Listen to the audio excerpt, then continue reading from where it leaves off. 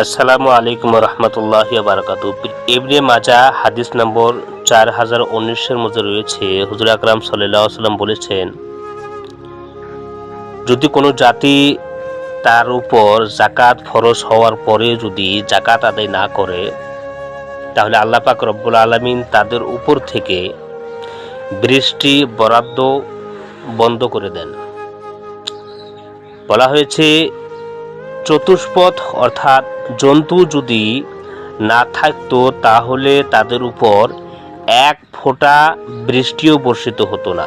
অন্য জায়গায় বলা হয়েছে যে দারিদ্র বেড়ে যায়, মালের বরকত কমে যায়, সমাজের মধ্যে অশান্তির সৃষ্টি হয়, ন্যায় বিচার উঠে যায়, ছোট বড়দেরকে সম্মান করে না এবং গ্রাম অঞ্চলে অশান্তির সৃষ্টি হয়ে যায়।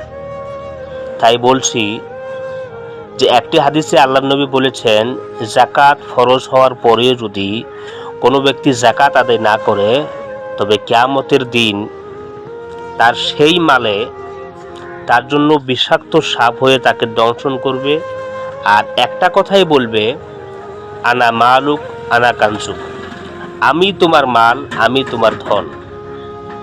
তাই কারুনের মতন না হয়ে হযরত ওসমান গনি রাদিয়াল্লাহু তাআলা আনহুর মতন নিজের হাত লম্বা করুন, দিলকে বড় করুন, আল্লাহর রাস্তায় খরচ করার চেষ্টা করুন। একটা কথা মনে রাখবেন, যাকাত ফরজ হওয়ার পর সে মালটা আপনার নয়, সেটা গরিবদের হক, মিসকিনের হক। যাকাত যাদেরকে দিলে যাকাত আদায় হবে বা যাদেরকে দিতে হয় তাদেরই হক। তাই বলছি, সাবধান হয়ে যান।